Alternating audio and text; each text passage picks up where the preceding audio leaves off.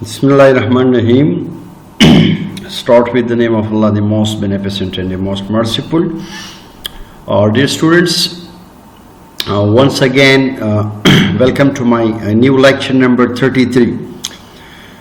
So, this lecture consists of different type of drugs that can affecting the sympathetic nervous systems, cholinergic and anticholinergic drugs.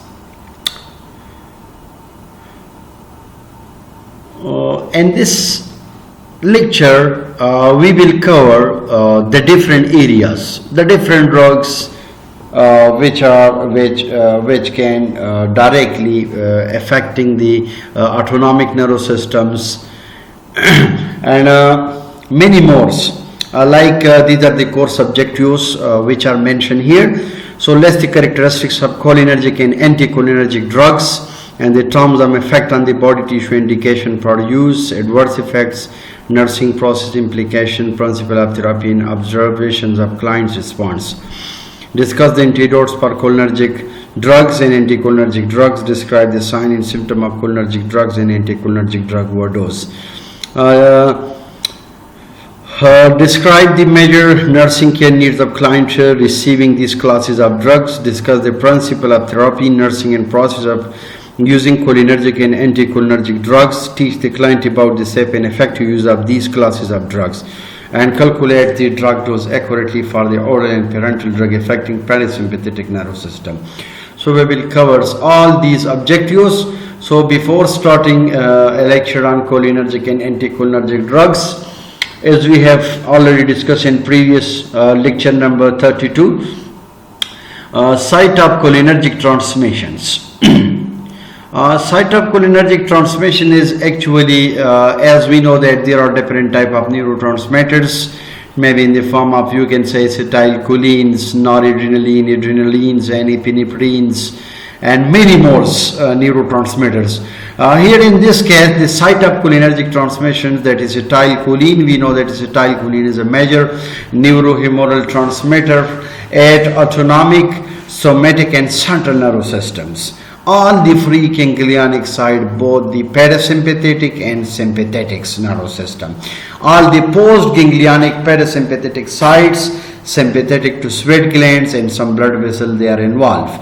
The skeletal muscles, they are also involved with the site of cholinergic. It means that how these acetylcholine, which are called the neurotransmitters, or how these neurotransmitters can produce, and then it can transmit through their proper and specific sites. So the sites of cholinergic transmission is central nervous systems, and central nervous system, cortex, basal ganglia, spinal cord, and others, they are involved. And parasympathetic stimulation, the acetylcholine release at the neuroeffector junction, biological effects. The sympathetic stimulations can be taken place by the noradrenaline, especially at the neuroeffector junction and biological effect, they are produced, while sympathetic stimulation is caused by the acetylcholine, which is released at the neuroeffector, and the noradrenalines can produce their effects on the sympathetic stimulation, may cause noradrenaline at the neuroeffector junction. Okay. Now come toward cholinergic and anticholinergic drug. What are cholinergic, as the name indicates, and the second one is anticholinergic drugs. So actually cholinergics, these are those drugs which are responsible to trigger the acetylcholine production, while the anticholinergic drugs are those drugs which can mimic, which can stop, which can inhibit, stop the or neutralize the acetylcholine productions. Cholinergic transmission synthesis. Cholinergic neurons, we know that cholinergic neurons contain large number of small membrane bound vesicles containing acetylcholine concentrated near the synaptic portion of the cell membrane. As we know that acetylcholine is synthesized, they are produced in the cytoplasm from acetyl coenzymes and choline by catalytic action of choline acetyl transferase. Actually, I am talking about the synthesis, how these acetylcholine are produced, through which mechanism this acetylcholine is from. It means that there are some enzymatic activities which are involved. So as we know that acetylcholine, this is the neurotransmitter which is produced in the cytoplasm from the acetyl coenzyme and choline combinations by a catalytic action of choline acetyl transferase enzymes. So acetyl coenzyme, actually it is synthesized or produced in the mitochondria, which is called the powerhouse of a cell, which are present in large number at the nerve ending. While the choline is transported from the extracellular fluid into the neuron terminal by a sodium dependent membrane carrier that is called carrier A, and the carrier can be blocked by a group of drugs which are called hemicholineins. The action of choline transporter is a rate limiting step in acetylcholine productions, almost, that is 1000 to 50,000 and then onward 30,000.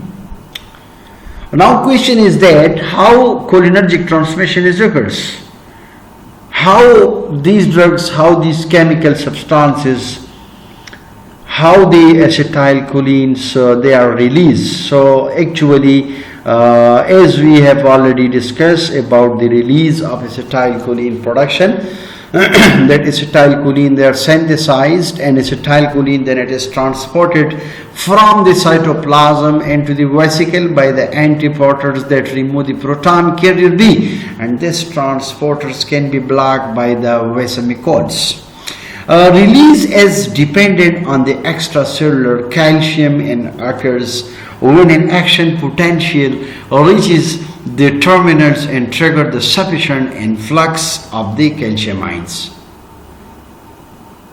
Dear students,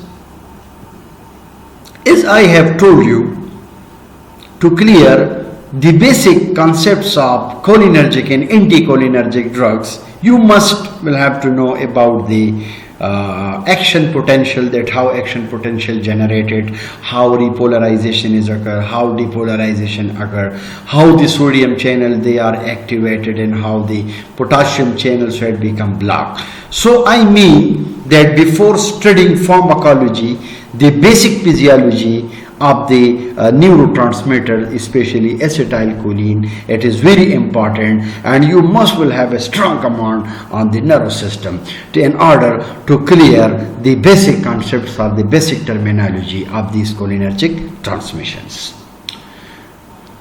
So inshallah, I will try my best to deliver one lectures on action potentials very soon, inshallah. Okay, so let's start. As I have already discussed, that trigger the sufficient influx of the calcium ions. So the increase of calcium ions concentration destabilizes and the storage vesicle by interacting with the special protein associated with the vesicular membranes, and as well as the VMPS and SNAMP, that is called synaptosome associated protein. The fusion of mesenchymal membrane with the terminal membrane result in exocytic expulsion of acetylcholine occur into the synaptic cleft, and the acetylcholine vesicle release process is blocked by the botulinum toxin through the enzymatic removal of the two amino acid from one or more of the fusion protein, that is called black widow spiders.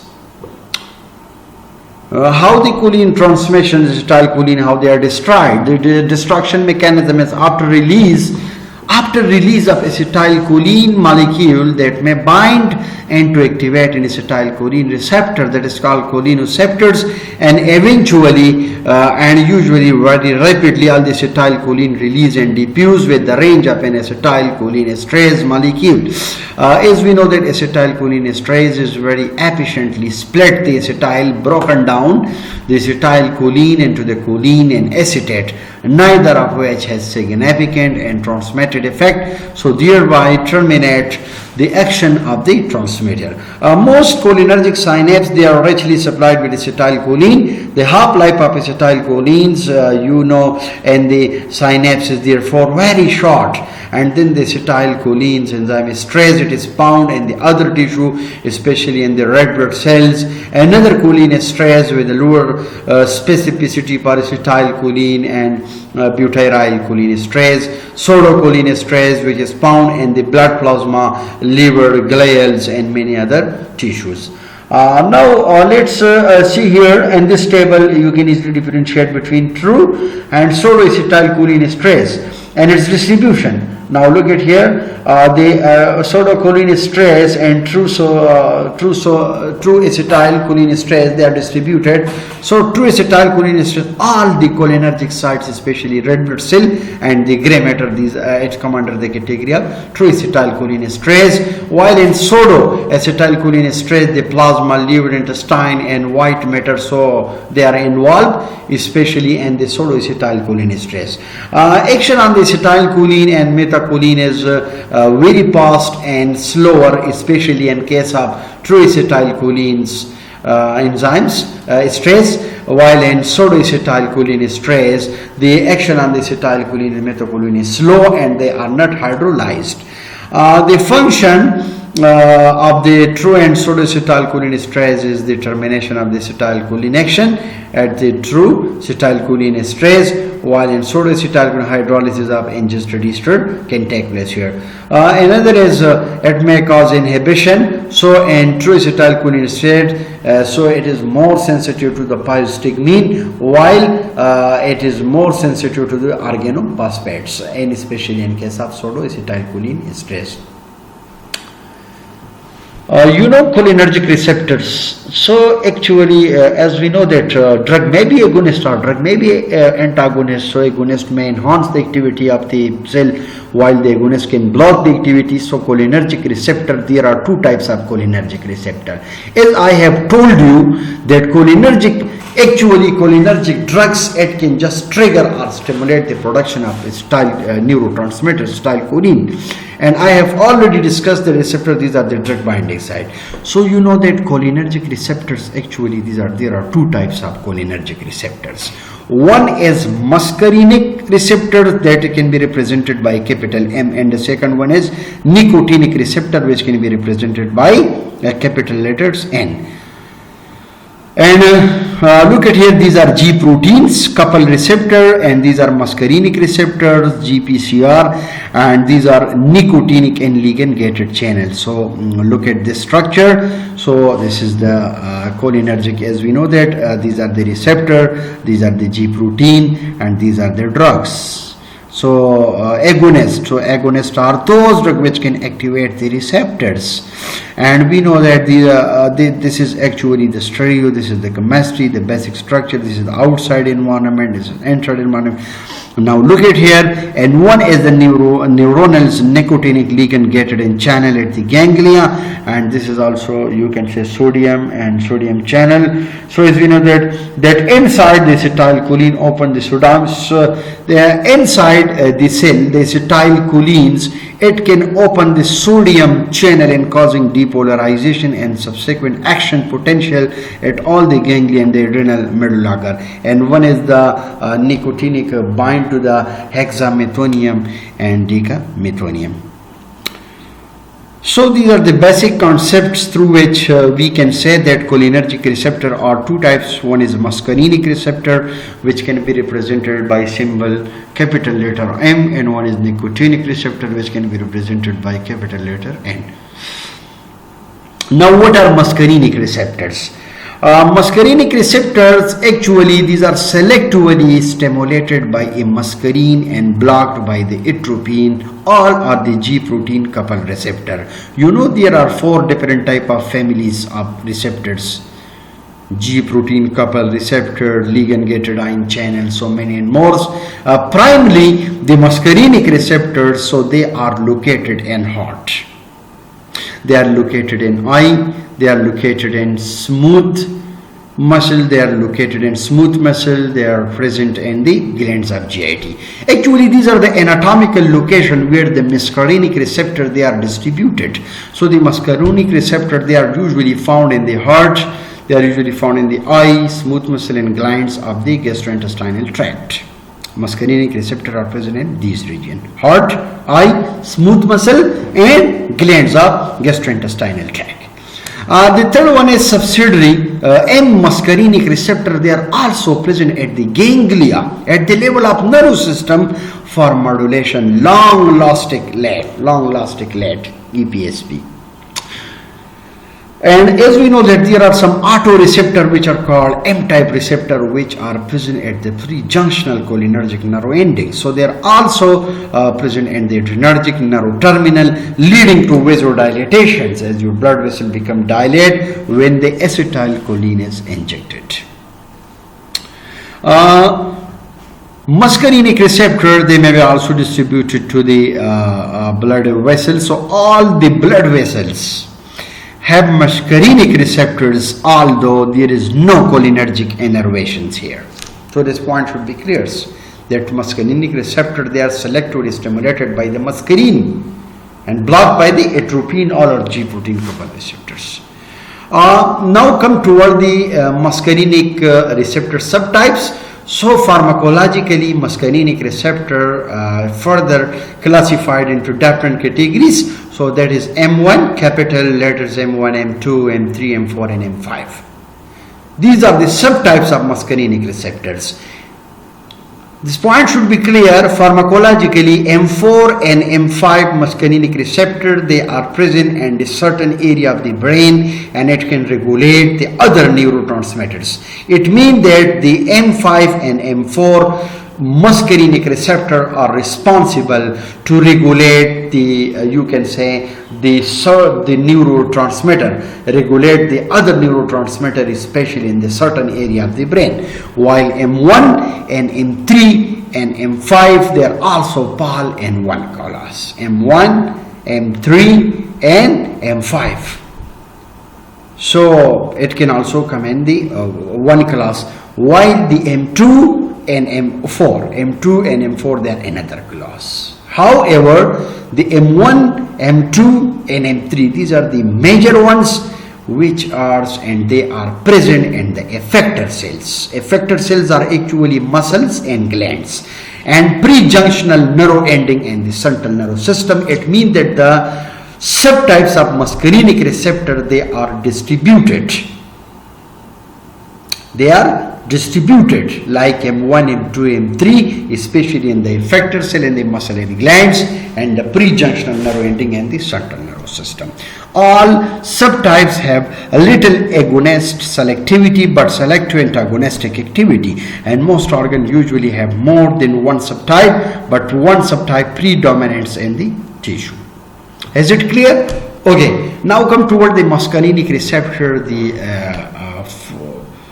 locations of the muscarinic. M1 receptor ganglion cells in the central neurons in the cortex, hippocampus and corpus striatums.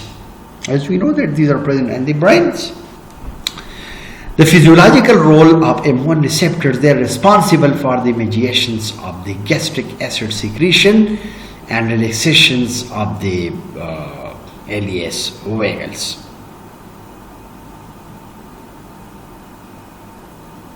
Learning, memories and motor function, so they are under the control of M1 and they are distributed in the ganglions cells in the central neurons, while M2 cardiac muscarinic receptors, so these are they are responsible to mediate the vagal bradycardia, bradycardia, also autoreceptor in the cholinergic nerve endings. M3 receptor, they are located in the ventral smooth muscle. So M3 they are present in the smooth muscle, glands, vascular endothelium and also iridescent ciliary muscles.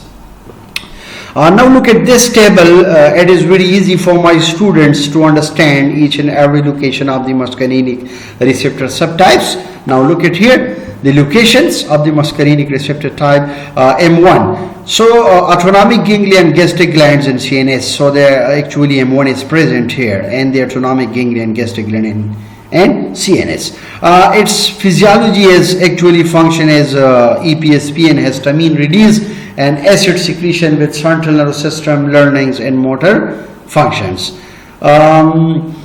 The drugs which can act upon these receptors, that may be agonist, which is the agonist that is oxytocin. So oxytocin can directly act on muscarinic receptor subtypes, autonomic ganglia, gastric gland and CNS.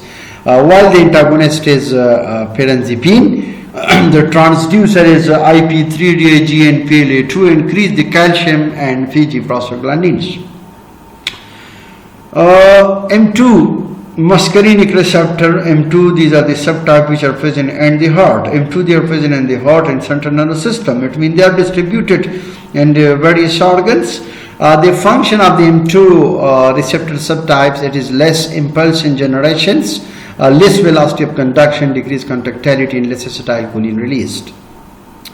The drugs which are responsible to bind with these receptors, that is methacholine, and the antagonist is methylamines and tryptamines, while the transducer is potassium channel opening, and it can decrease the cyclic impaired inosine monophosphate. Another one is M3 muscarinic receptor. So these actually they are present in the especially in the visceral organs, eye, exocrine glands and endothelium, and its actually its function is the vestral constrictions, contraction, constipation, constriction of the pupil, constriction of the ciliary muscles and vasodilatations may be occurs. While there are drugs which are responsible to activate these receptors, that is bethanechol. Bethanechol, actually bethanechol is a drug which can act on the M3 receptors, which are present in your, where? It is present in your different area, in your hearts, and your vestral, and your eye, M3 and your exocrine gland, where tear secretion is occurs. The antagonist is derifenacins.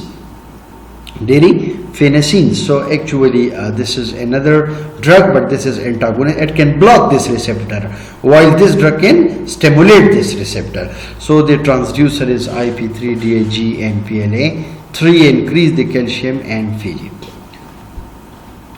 As we know that acetylcholine, which is cholinergic receptor, the muscarinic receptor, they are selectively stimulated by the muscarine and blocked by the atropine. So I mean that these muscarinic receptors are actually, they are activated or stimulated by the muscarine, while it is blocked by the atropine, because atropine is used against it. Atropine is used as antagonist here. So actually, as I have already note down that M1, which is the subtype of what? Which is the subtype of muscarinic receptor, and M1 receptor present in the ganglion, neurofiber and central nervous system. M2 receptor, they are present in the heart. M3 receptor, they are present in the glands and smooth muscles.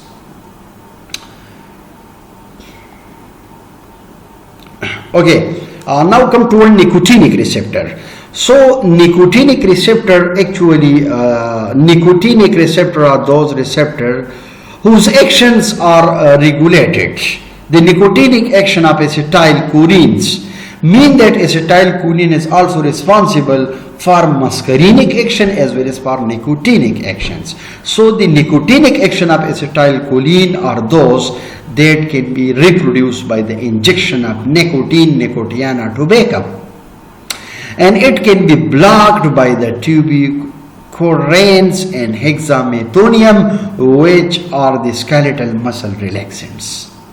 They are also used as the skeletal muscle relaxants.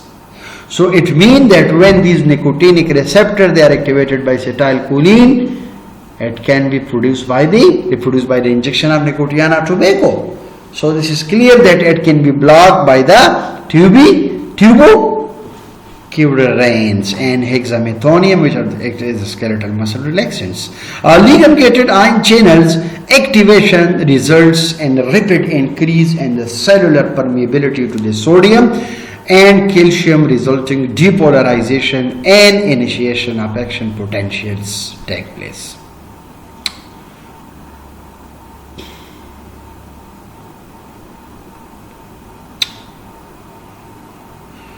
Okay, so thank you so much for watching my lecture. Inshallah, in my next lecture I will discuss about the major difference between nicotinic receptor and muscarinic receptors, NM receptor, ganglion type and the muscle types and its distribution throughout the body. Thank you so much dear students for watching my lecture.